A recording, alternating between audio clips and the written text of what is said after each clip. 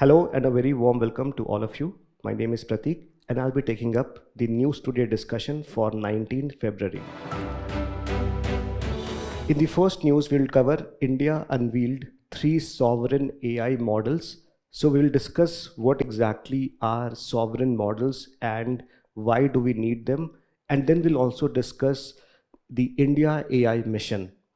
Second news is about America India Connect announced at India AI Summit. So we'll discuss the significance of this agreement, which is basically done by Google. And in the third news, we have India UK Offshore Wind Task Force launched. So in this, we'll understand how the offshore wind turbines are better, or what are the advantages compared to the onshore wind turbines, and what are the challenges associated with this. And in the fourth news, International Solar Alliance launched a global AI for energy mission. So we'll understand what are the significant components of this mission and what are some of the irritants. In the last news, we'll discuss Union Budget 2026-2027 witnesses a significant rise in the gender budget allocation. So this allocation has grown up to around 11%, and we'll understand what exactly is the idea behind gender budgeting. Then in the personality in news, we have Ramakrishna Paramahansa, and then we also have some quick updates. So in the first news, we'll talk about India unveiled 3 sovereign AI models at the AI Impact Summit. And this topic is important from the perspective of GS paper 3, that is your science and technology, especially awareness in the field of IT, space, computers, etc. So AI is one of the most important infrastructure development or the technologies that has a far-reaching impact on all walks of the life. So we should understand the basic understanding or the basic infrastructure of AI. So this can be understood through this idea of 5-layer cake. And this idea was given by the CEO of NVIDIA. So the idea is that we should understand AI in terms of 5 components. So what are the 5 components of AI? One is your energy. The second one is chips. Then you have infrastructure.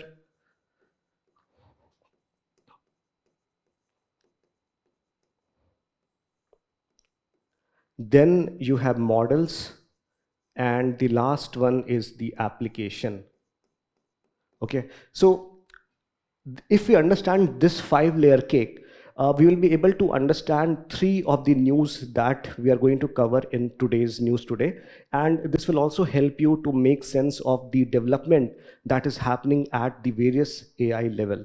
So first thing is energy. Energy is at the bottom of AI development, and it requires a huge amount of energy for processing information and for tokenization, etc. So energy is very critical part of AI development.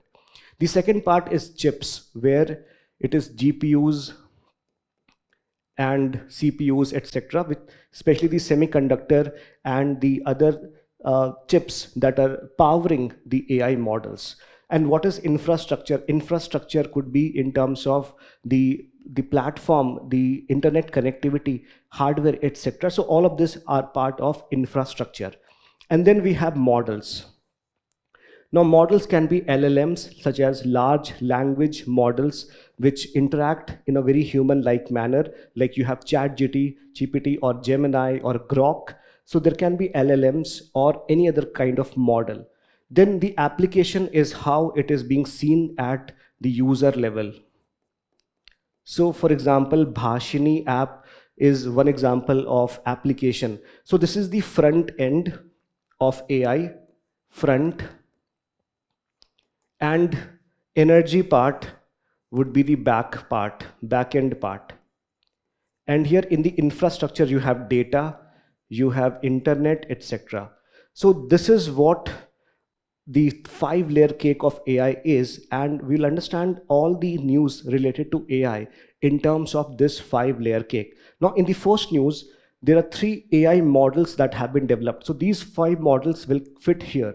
And these 5 models are essentially, one is your Servam AI.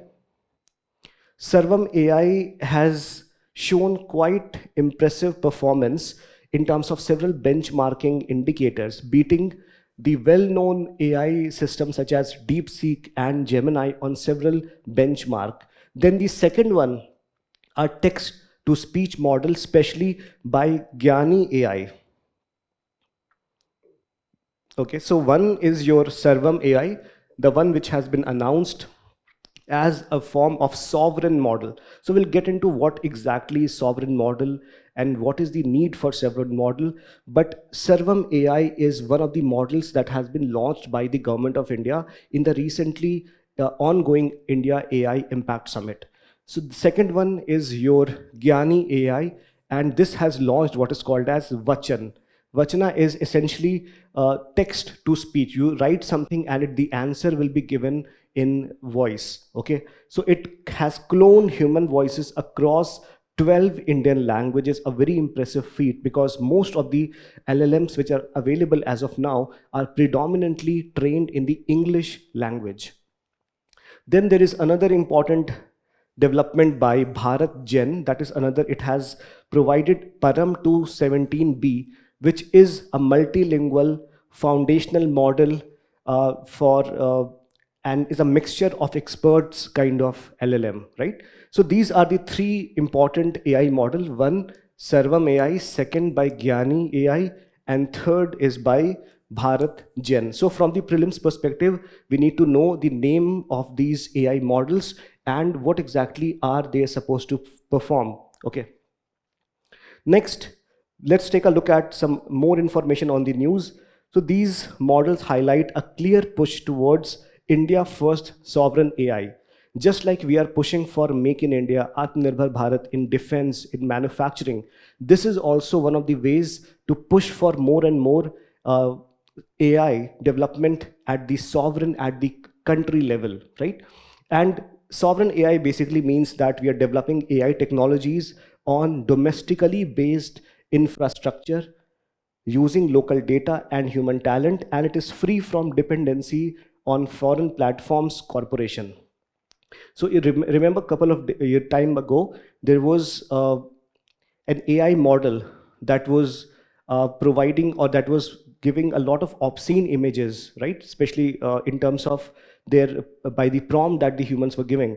So in that respect, there was no control by the Indian government on those AI models. Now with sovereign AI, not only it will provide more control, it will also ensure that it is based on the needs of people of India. Then the data generated will not be utilized by the foreign AI models, but it will largely be localized in nature. So these are some of the imperatives, the advantages of having a sovereign AI. So national security would be one, data privacy and control would be other. Then it will be very much economic competitiveness. It will ensure better regulatory compliance, and it will ensure national security. And largely, India will not be dependent on countries like US or China for its AI needs, because when it comes to some important strategic conflict, it may happen that these countries may block access to the AI system to India. So it is very important that India generate its own sovereign AI platform. Next, now the whole development that has happened, it has not come in a vacuum. It has developed as part of an initiative which is called as India AI Mission. Now this India AI Mission was launched in 2024, and it has been launched with an outlay of close to 11,000 crore rupees over the next 5 years. And the initial target of this was to produce 10,000 GPUs, but India has overshot this target and has now achieved 38,000 GPUs. Then it comes under the Ministry of Electronics and Information Technology, a fact that is crucial for prelims. And what are the key pillars of this? So understand this from the 5-layer cake. So we talked about the energy part, the connectivity, the chips part, the infrastructure part.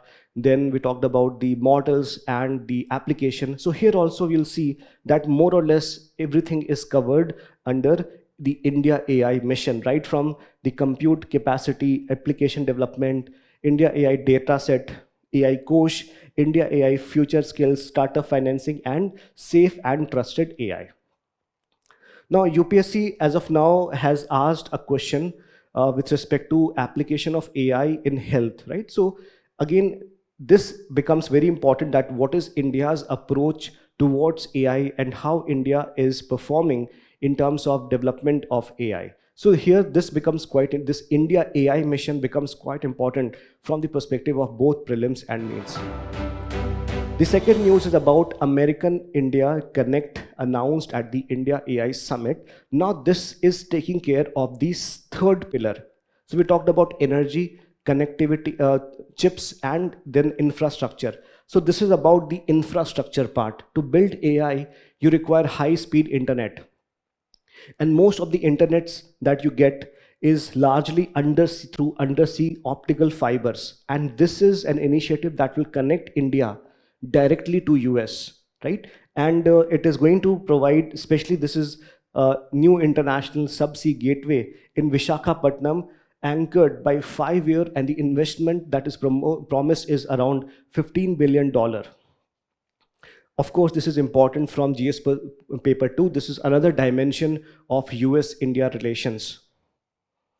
So what are the key highlights? So first thing is that this agreement connects India's east coast, where a direct optic fiber between Vizag and Chennai on India's east coast will be connecting the American east coast. So America has east coast and west coast, and this is connecting both parts of America to India.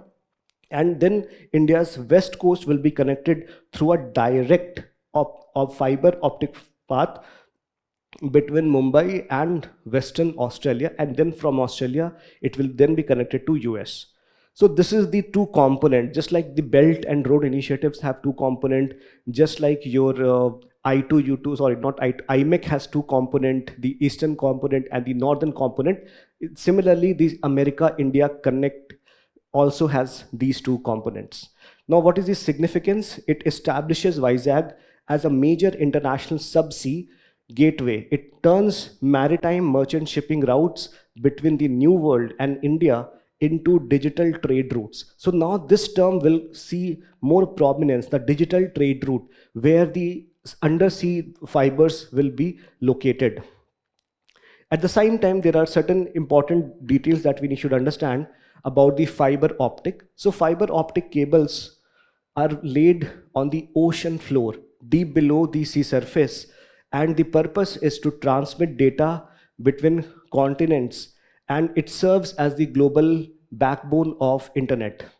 And more than 95% of the data goes through these optical fibers, and they are capable of transmitting multiple terabytes of data per second. And interestingly, the technology that is used is the total internal reflection, which means that the energy or the data that is spent is very much optimally utilized here without a very significant wastage of the resources. Then there are technical features such as multiple optical filers for minimal loss, protective steel armor, waterproof insulation, and repeaters. Then at the same time, it also has certain vulnerabilities or challenges in terms of accidental damage due to fishing trawlers, ship anchors, sabotage, and geopolitical risk. In fact, during the Israel-Hamas war, the Houthis, what they did was they attacked the Red Sea sea surface cables in 2024. So such kind of geopolitical risk is also present here. Then if you look at the Indian initiative, so India has the submarine optical fiber cables between Chennai and Andaman and Nicobar Island and Kochi and Lakshadweep. So we also have some of the important initiatives with respect to optical fiber. In the third news, India-UK Offshore Wind Task Force launched. So this is also part of international relations, and maybe as one of the initiative to for energy security. And interestingly, this can also be linked to AI, but even if you do not want to link it to AI, because see, with AI, the first pillar is your energy. So you definitely require more and more energy to pump up the AI system, right? And this energy system that we require needs to be highly efficient in nature.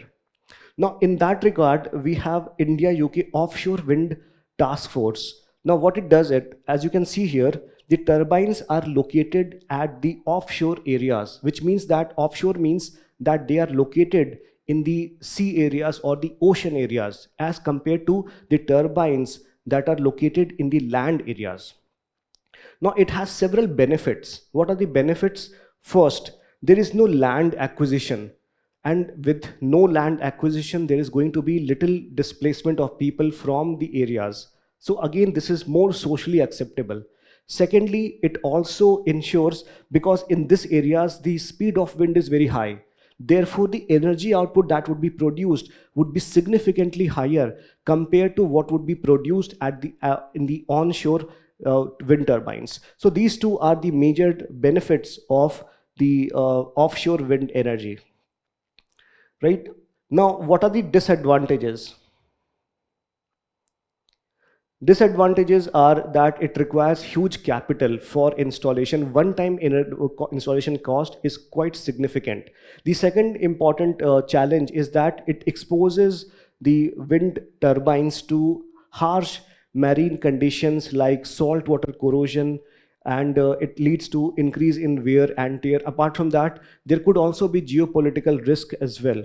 Then there is underwater operation, and noise can affect the marine fauna and ecosystem. So it also has some environmental impact as well. Now in India,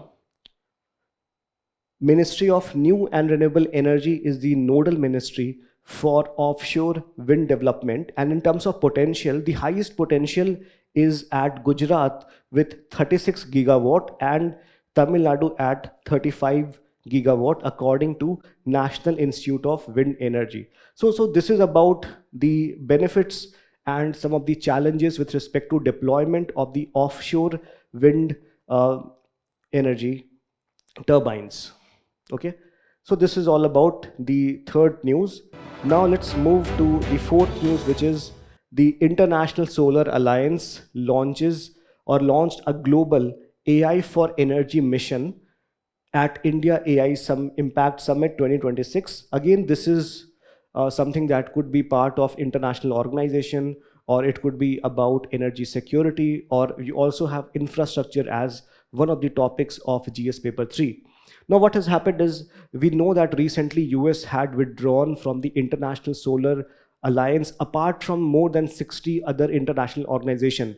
So at the same time, this is very important because we know that deployment of energy of AI is going to consume a lot of more energy, right? And this energy cannot come from the renewable sources, because, or the non-renewable sources, because that could lead to a huge amount of carbon footprint and release or emission of the global greenhouse gases. That is why it is very essential that some renewable sources like solar and wind are deployed to maximally harness AI on one hand, and secondly, we should also be trying to optimize the energy production using AI. So both of these things are important.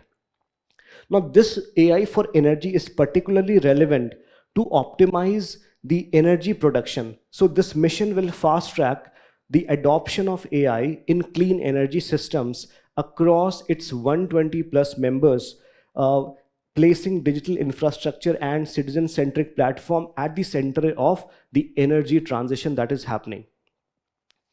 Now, what is the role of AI in energy system? So here we need to understand how AI can improve the functioning of the energy system. So definitely it can help in energy savings. So as per a report, the AI applications can save over 13 exajoules of energy by 2035. So this much is the potential. Second is the affordability. So AI platform from TCS has enabled 15 to 20% lower operational cost in an off-grid pilot project in Uttar Pradesh. So we have seen that not only it is efficient, it also makes energy more affordable. Third, it helps in grid optimization in terms of ensuring that when the energy needs to be deployed and all the procedural decisions can be further optimized. And this was also done by Pravah, that is a startup, to digitize the grid and forecast its demands and then simulates power flows to localize losses. Again, a very important initiative. Then it helps in predictive maintenance and for mineral mining sector as well, to process geophysical data to improve anomaly direction and ore body prediction. So at all the level, upstream, downstream applications, AI can be deployed for energy. So this is the importance. Now, what are the challenges? Now, AI itself is data hungry, is energy hungry, and according to report, AI-driven data centers could account for nearly 3% of global electricity demand by 2030, and this definitely raises concerns about meeting this surge alongside the global net zero goals. So even though on one hand it will make the power energy systems more affordable and efficient, at the same time AI system in itself will need to consume a lot of energy. Then it will also lead to strain on the grid infrastructure because the speed of AI adoption poses significant challenges for long-term grid planning and policy frameworks which are slower to adapt. So these are the two challenges that we need to overcome and then deploy AI for energy systems. In terms of International Solar Alliance, we should know a couple of things for the purpose of prelims exam. First, it's headquartered in Gurgaon in India, and it's a treaty-based intergovernmental organization, means that all of its members are sovereign countries, and it was established jointly by India and France in the year 2015. And it was done at the COP21 summit in Paris. The aim is to mobilize more than 1,000 billion of investment by 2030 for the massive deployment of solar energy. And it has also taken some key initiative such as One Sun, One World, One Grid, the Global Solar Facility GSF, Solar Technology Application Resource Centers, etc. And the recent one can also be written as part of the other initiatives that ISA has adopted. Next news is about Union Budget 2026-27 witnesses a significant rise in gender budget allocation. And this topic is directly from one of the topics which is mentioned as part of GS paper 3, that is government budgeting, and it can also be part of GS paper 1, that is social empowerment, which includes women empowerment. And there is also a topic from GS paper 2 which talks about various schemes and programs for the vulnerable section. So it cuts across various dimensions. Now, what is the level of increase? It is the allocation has seen it's 5.01 lakh crore rupees, and the change is 11.5% increase over the previous financial year, which is a substantial jump. Now, let's decode the idea of gender budgeting, what exactly it means. So gender budgeting basically means that there is government's gender equality commitment translates into budgetary commitment. So for example, government may say that it wants to safeguard the interest of women through this and this initiative, or it wants to ensure Nari Shakti, or ensure economic employment, or a lot of things. But unless there is a specific amount that is allocated for all such measures, all of these slogans will amount to nothing. That is why gender budgeting becomes very important, because it takes into account that all the vision translates into action, right? So, but at the same time, you should remember that it does not seek to create separate budget for gender concerns. Rather, it views the government budget from a gender perspective. Okay, for example, if there is a proposal to increase employment of the youth by this and this percent, then it will also figure out that, okay, in this area, there are this number of or this percentage of women are present. So there would be some specific measures to attract the women employees. And that would be one of the component of the gender cells or gender budget. Or the second one would be where completely women's concern are taken care of. For example, with respect to the pregnant women or nutrition or affordability of treatment, etc. So that would be completely part of women concern. So a mixture of both is taken, somewhere where the women concerns are predominantly sought, and the second one where there is some sort of preference is given for the concerns of women. Next, in terms of the adoption in India, this was adopted in 2004-5, and in fact this year itself, that year or a year later, a question came in terms of the idea behind gender budgeting, right? Then India has institutionalized this at national, at state level. So there is gender budgeting not just at the national level but also at the state level, and to give expression to this idea, there is gender budget cells established across ministries and departments. So all the ministry, not just the Ministry of Women and Child Development, but say Ministry of Finance, Ministry of Defense, every department will have a gender budget cell that will check that within that overall allocation to a ministry, how much of that is going to be used for the concerns of women. Okay. So what are the parts? First, as I discussed, schemes with 100% provision for women. This could be related to maternity, pregnancy, or with respect to adolescent girls, etc. That would be for 100% provision for women. Part B would be schemes where allocations for women constitutes at least 30%. This could be about maybe Stand Up India or Startup India, things where women may not be the predominant one, but they are actively sought and targeted. And then part C are those where the allocation is below 30%, where the presence of women is not that much, but it is desirable to increase in the near future. Now, significance is that it integrates gender concerns into planning and help reduce structural inequalities and promote what is called as inclusive development.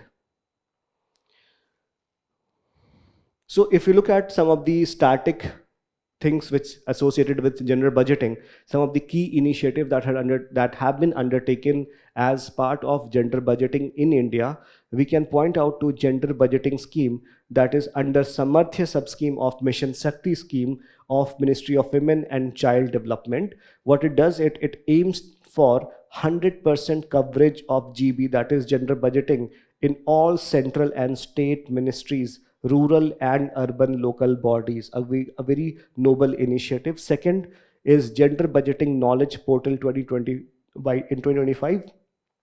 So this is to digitize or provide a digital repository of all information related to GB practices, so that the best practices can be adopted all across the national and the state government, and the challenges can be overcome. Then at the state level, you have Odisha had adopted GRB in 2004 and 5 with women component plan. Karnataka developed a gender audit manual for monitoring and deepening of GB. So these are some of the initiatives which have come to strengthen the gender budgeting system in the country, and also some of the state level efforts as well. Now let's talk about the personality in news, and here we have Ramakrishna Paramahansa.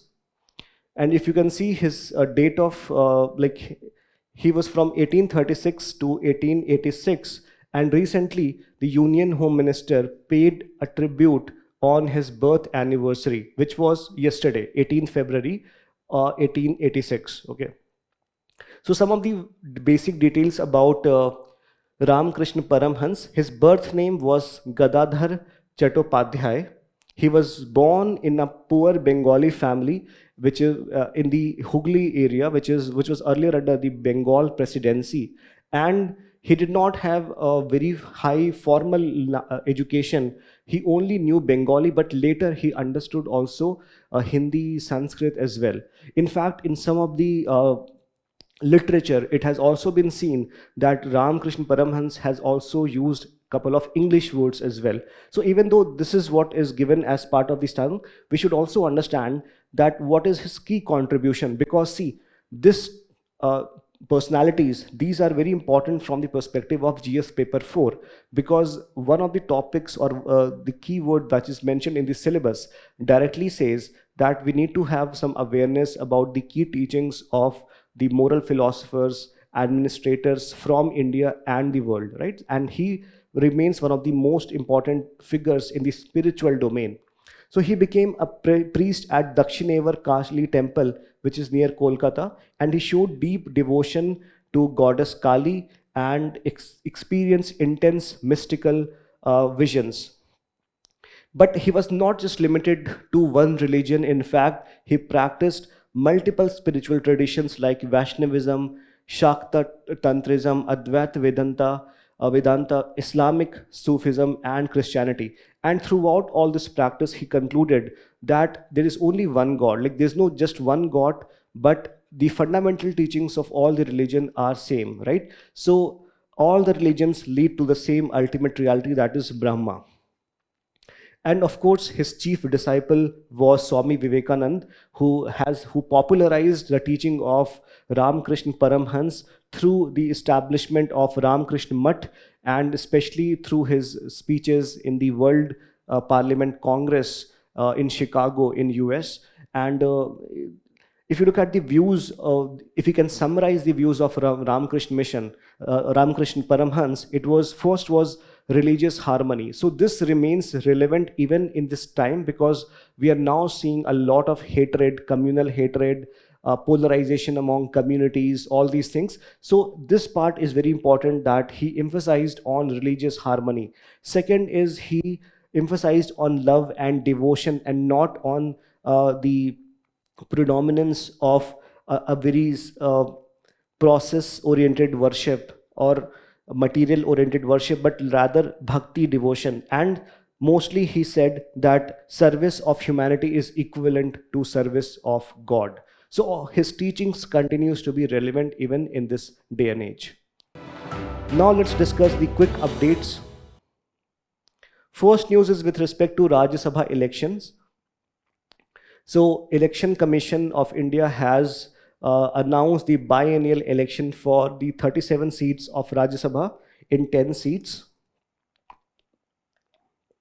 So as per Article 324, the Election Commission of India is given the charge of conducting election of Lok Sabha, Rajya Sabha, President and Vice President. Not just the conduct of election, but also updation of the roles and electoral roles and other details which are required for the conducting of any election. With respect to Rajya Sabha, the election or the conduct is such that it is a permanent house. So on one particular year, it does not get dissolved. In fact, it doesn't get dissolved at all. It is not subject to dissolution, but the 1/3 member retire every second year, with tenure of each member being 6 years. So this is the fundamental difference between Lok Sabha and Rajya Sabha, because the tenure of Lok Sabha is generally 5 years, and the members also enjoy till 5 years. Then what is the manner of election?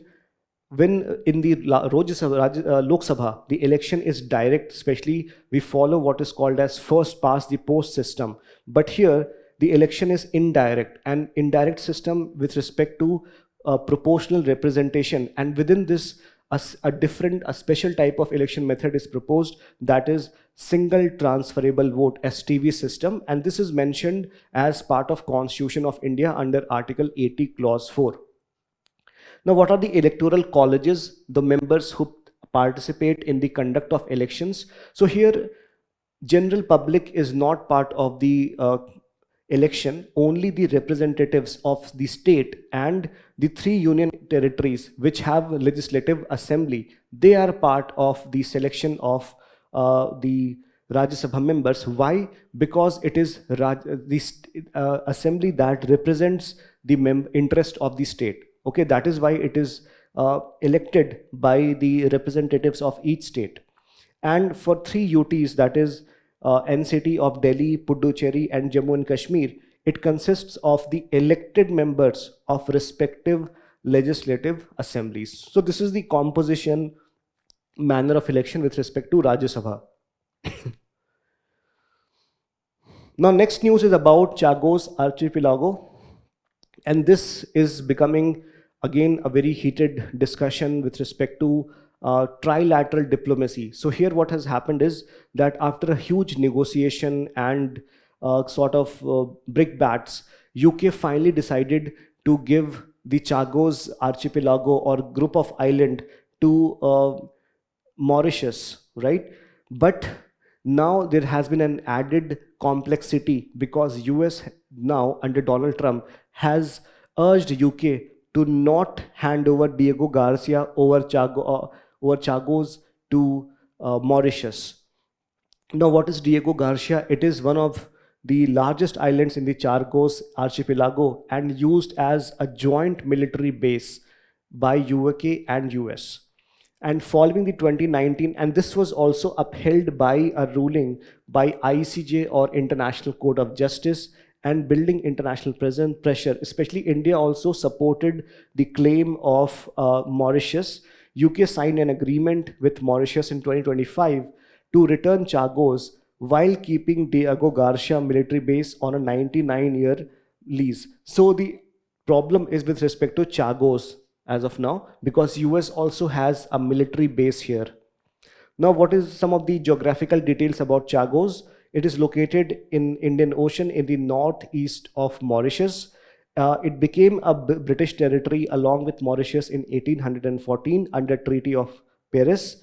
It was designated as a British Indian Ocean territory in 1965 and was detached from Mauritius, which became independent in 1968. Okay. Next topic is about Food Corporation of India. And here the FCI and the World Food Program has signed an agreement for supply of rice in support of global humanitarian operations aimed at combating hunger. Okay, so let's talk about some of the factual details about FCI. So it was established under Food Corporation Act of 1964. So if it is established under an act, it becomes a statutory body. Then what are the core functions? So first is procurement. It would buy food grains from farmer and it will buy at the minimum support price which the government sets as per the recommendation of CACP. Second, not only it will buy, it will also store it. It will maintain an existing extensive network of modern warehouses and silos to store food grains so that it does not rot and it can be provided to the needy people at the time of through the fair price shops. Third would be buffer stock management, especially for any contingency, especially during the COVID or drought or flooding. This contingent food grains can be supplied to the deserving people. And then it also ensures quality control. So not just these function, but it also has a huge function of quality control, where the quality control wing of FCI manages procurement and preservation of food grains. So if, for example, if it doesn't get quality food products during one instance, it can debar that particular vendor from providing it food grains next time. So these are the core functions of FCI. Next, municipal bonds. So why it was in news? Because Ministry of Housing and Urban Affairs organized a high-level consultation towards deepening municipal bond market. Now, why municipal bond market is gaining traction is because if you look at the cities in India, they face a lot of issues with respect to financial issues or financial crisis, and municipal bond can help bridge that financial crisis. So we should understand what exactly is the functioning of municipal bond. So they are a debt instrument, so they are not equity instrument, since bond is a debt instrument, right? And it is issued by the urban local bodies either directly or through any intermediary. So it was first established by Bengaluru in 1997. Then what is the objective? To finance the ULB's capital projects, maybe roads, maybe flyovers or anything that they want to do, and they do not want to seek approval from the state government, they can directly bypass them and they can do this on their own initiative. They can also use this to refinance existing loans, meet working capital requirements for paying salary to its workers, sanitation efforts, etc., can be done through the municipal bonds. At the same time, it's not that they are not regulated, they are regulated under Security and Exchange SEBI Board of India, which held the issue and listing of municipal debt security regulations 2015. So they are regulated as well. Next news is about Asia and the Pacific SDG Progress Report 2026. So all of you know that SDGs have 17 goals and 169 targets. Okay, but out of the 169 targets, not all of them are measurable. In fact, there are only 117 measurable targets, and the Asia Pacific region is on track to fail 103 out of 117 measurable targets that is to be reached by 2030. So this is the information, the context. Now, what are the key highlights?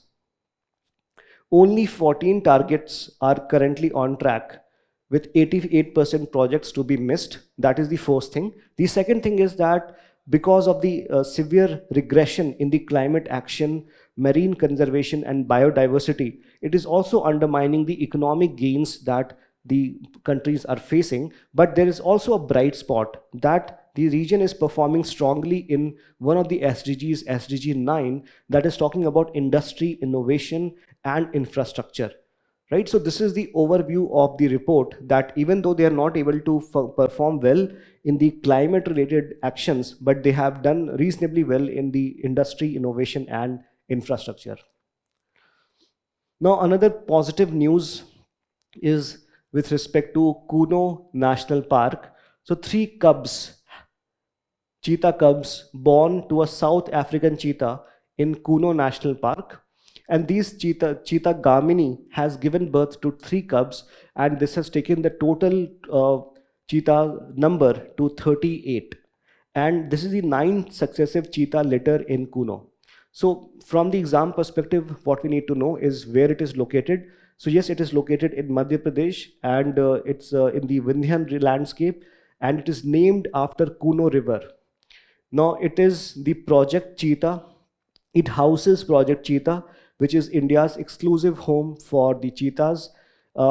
Area, it's spread around 74,200 hectares. And what is the landscape like? So it's for dry deciduous forest and open grasslands, an area which mimics the savanna grasslands. Then what are the kind of biodiversity? It has flora like Kardhai, Salai, Khair, and diverse. Fauna includes deer, hyena, reptiles, and over 200 bird species. So the last news of today is Voicera and Bhasini. So remember, we talked about the 5-layer cake of AI model. So this is the 5th level, the application part. So we have E, C, I, and then this is the MA, right? The A part is about application, and this is Voicera application. It was launched on Bhasini National Language Infrastructure at India AI Impact Summit 2026. So what exactly is Voicera? It's an open source end-to-end voice AI stack.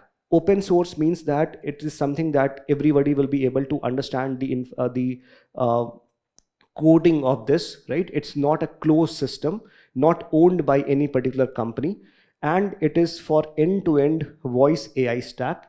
It is developed by Digital India Bhashini division under Digital India Corporation, Ministry of Electronics and Information Technology. What is the function? To act as a national execution layer for multilingual voice and language AI.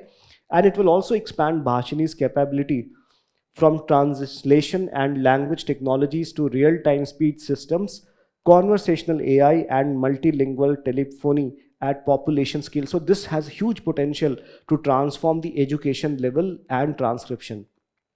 So what is Bhasini? Bhasini is an AI-powered language translation platform. It bridging literacy, language, and digital divides, enhancing workforce participation, and it is especially important for those people who are not very proficient in English speaking, right?